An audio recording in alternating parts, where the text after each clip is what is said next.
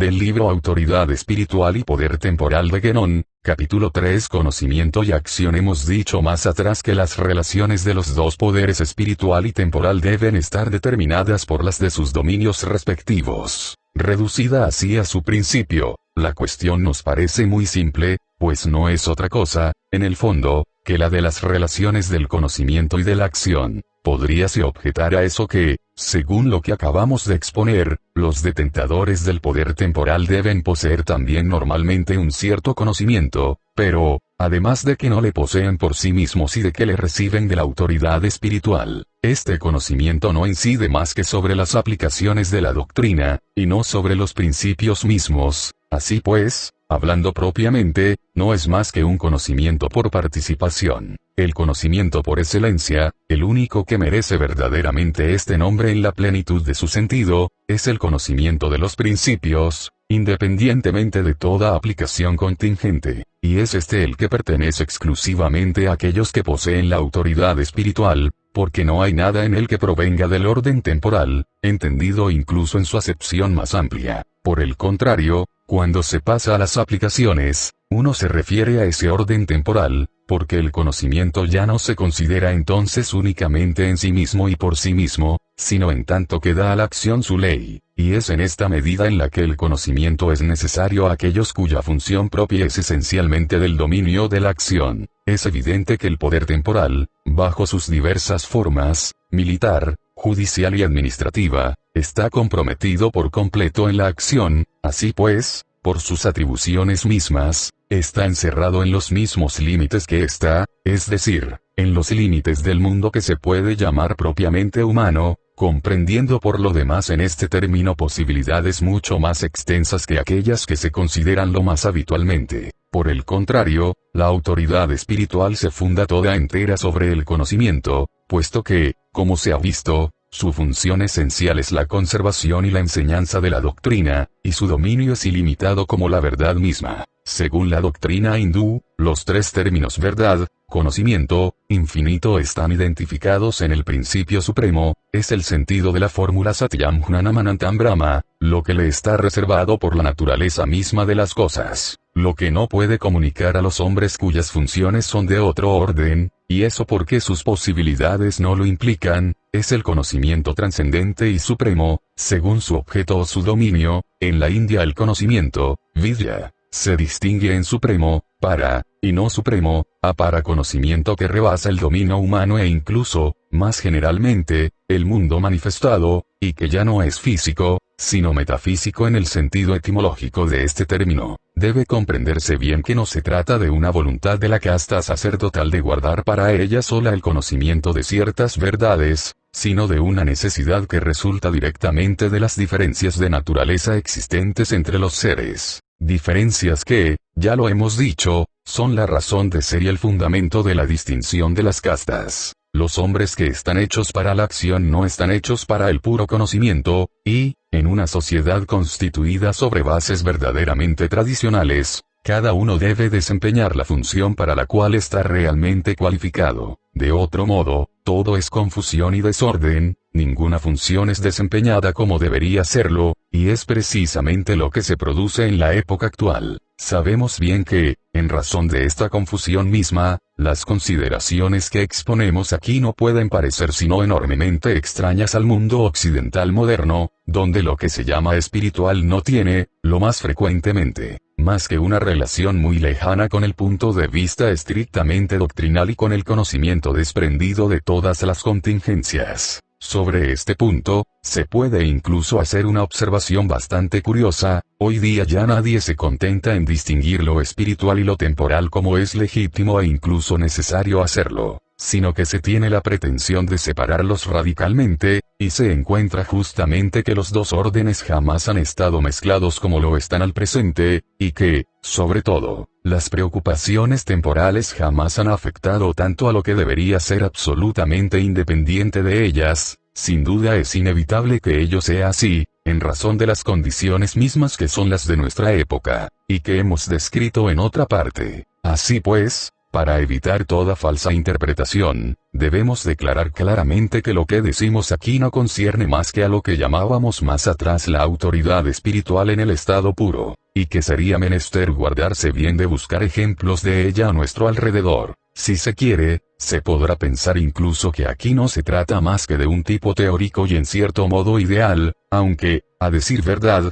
esta manera de considerar las cosas no sea enteramente la nuestra. Reconocemos que de hecho, en las aplicaciones históricas, es menester tener en cuenta siempre las contingencias en una cierta medida, pero, sin embargo, no tomamos la civilización del occidente moderno más que por lo que ella es decir, por una desviación y una anomalía, que se explica por lo demás por su correspondencia con la última fase del Kali Yuga. Pero volvamos de nuevo a las relaciones del conocimiento y de la acción. Hemos tenido ya la ocasión de tratar esta cuestión con un cierto desarrollo, y, por consiguiente, no repetiremos aquí todo lo que hemos dicho entonces, pero, sin embargo, es indispensable recordar al menos los puntos más esenciales. En el estado presente de cosas, hemos considerado la antítesis de Oriente y de Occidente como pudiendo reducirse en suma a esto: Oriente mantiene la superioridad del conocimiento sobre la acción, mientras que el Occidente moderno afirma al contrario la superioridad de la acción sobre el conocimiento. Cuando no llega hasta la negación completa de este, decimos el Occidente moderno solo, ya que la cosa fue muy diferente en la antigüedad y en la Edad Media.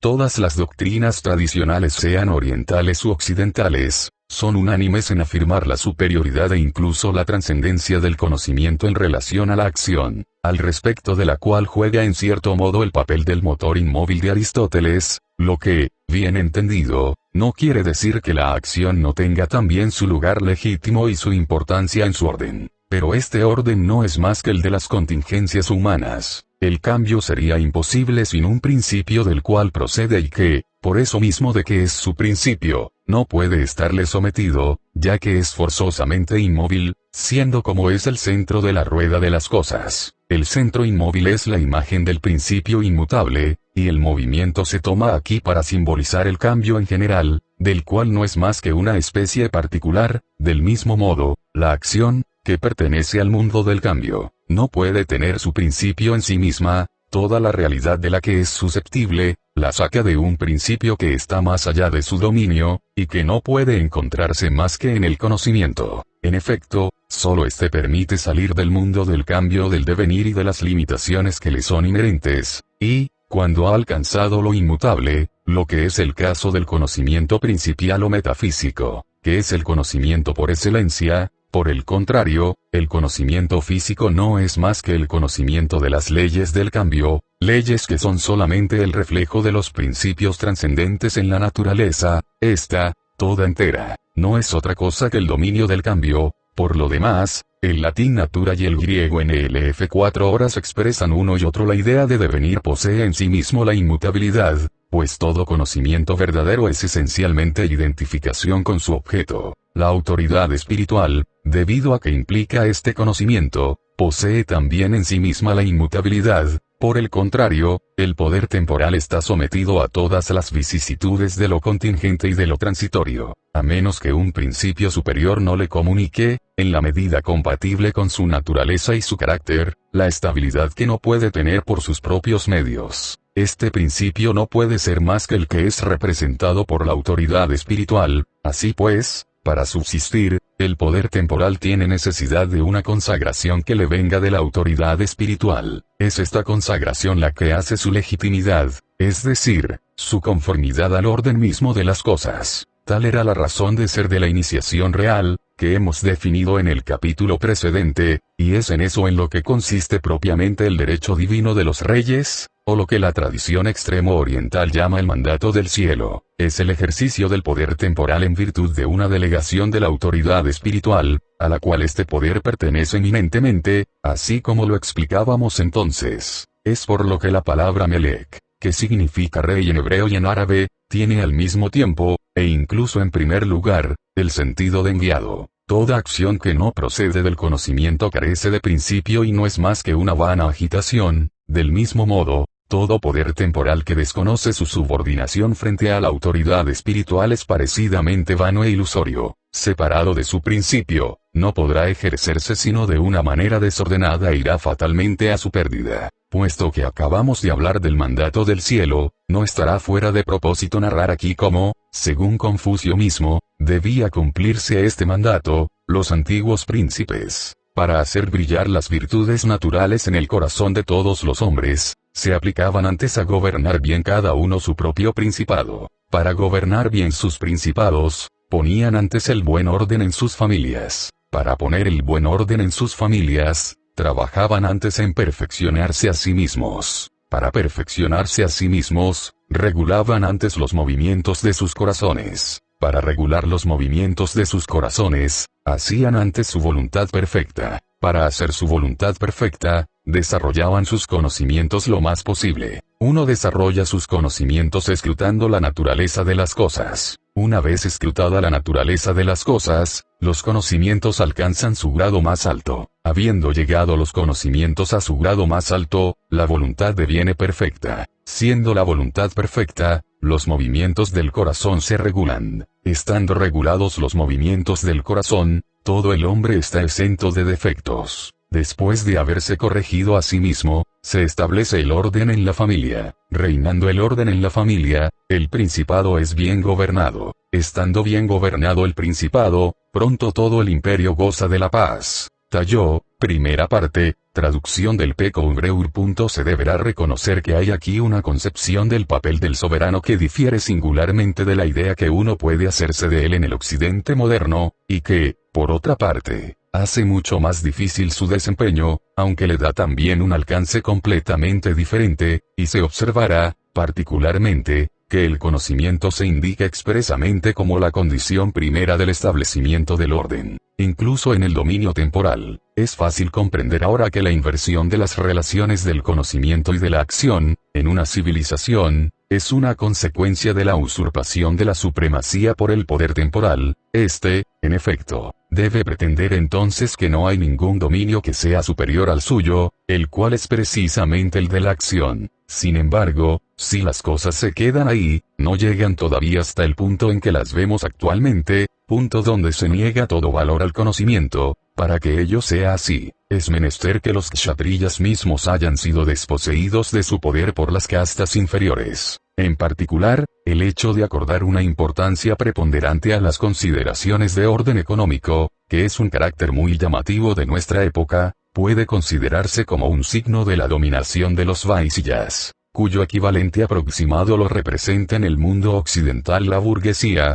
y, en efecto, esta es la que domina desde la revolución. En efecto, como lo indicábamos precedentemente, los kshatriyas, incluso los rebeldes, tienen tendencia más bien a afirmar una doctrina truncada, falseada por la ignorancia o la negación de todo lo que rebasa el orden físico, pero en la cual subsisten todavía algunos conocimientos reales, aunque inferiores. Pueden incluso tener la pretensión de hacer pasar esta doctrina incompleta y regular por la expresión de la verdadera tradición. Hay en eso una actitud que, aunque condenable al respecto de la verdad, no está desprovista todavía de una cierta grandeza. Esta actitud de los kshatriyas rebeldes podría caracterizarse bastante exactamente por la designación de luciferismo, que no debe confundirse con el satanismo, aunque haya sin duda entre uno y otro una cierta conexión. El luciferismo es el rechazo del reconocimiento de una autoridad superior. El satanismo es la inversión de las relaciones normales y del orden jerárquico, y este es frecuentemente una consecuencia de aquel. Como Lucifer ha devenido Satán después de su caída. Por lo demás, términos como los de nobleza, heroísmo, honor, no son, en su acepción original, la designación de cualidades que son esencialmente inherentes a la naturaleza de los kshatriyas. Por el contrario, cuando los elementos correspondientes a las funciones sociales de un orden inferior llegan a dominar a su vez, toda doctrina tradicional, incluso mutilada o alterada, desaparece enteramente. Ni siquiera subsiste ya el menor vestigio de la ciencia sagrada, y es el reino del saber profano, es decir, de la ignorancia que se toma por ciencia y que se complace en su nada.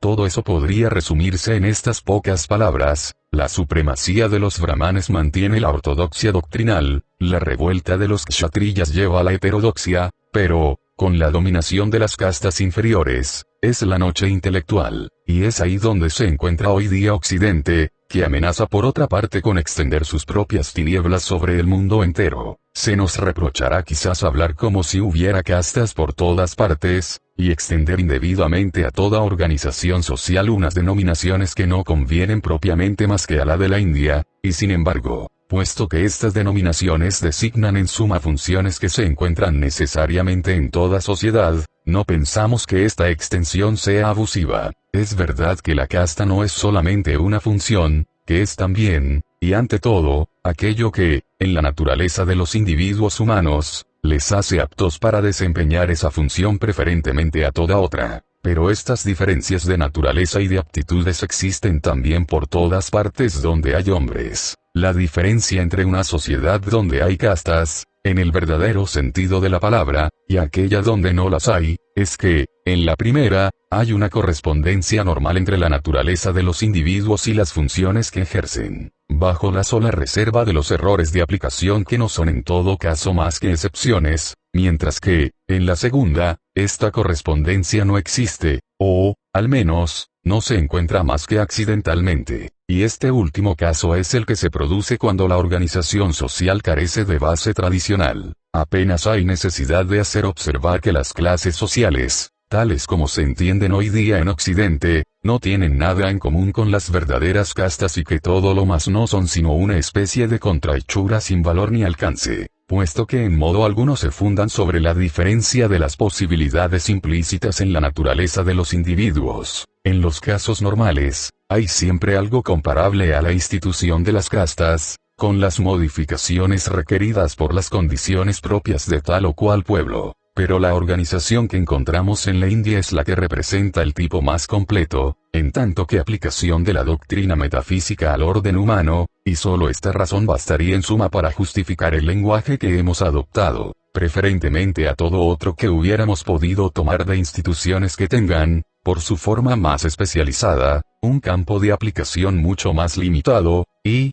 por consiguiente, que no hubieran podido proporcionar las mismas posibilidades para la expresión de algunas verdades de orden completamente general. La razón por la cual ello es así, es porque la doctrina hindú es, entre las doctrinas tradicionales que han subsistido hasta nuestros días, la que parece derivar más directamente de la tradición primordial, pero este es un punto sobre el cual no vamos a insistir aquí. Por lo demás, hay también otra razón, que, por ser más contingente, no es desdeñable, y que es esta: es muy destacable que la organización social de la Edad Media haya estado calcada exactamente sobre la división de las castas, correspondiendo el clero a los brahmanes, la nobleza a los kshatriyas, el tercer estado a los vaisyas, y los siervos a los shudras. No eran castas en toda la acepción de la palabra, pero esta coincidencia, que ciertamente no tiene nada de fortuito, no permite menos efectuar muy fácilmente una transposición de términos para pasar de uno a otro de estos dos casos, y esta precisión encontrará su aplicación en los ejemplos históricos que tendremos que considerar a continuación.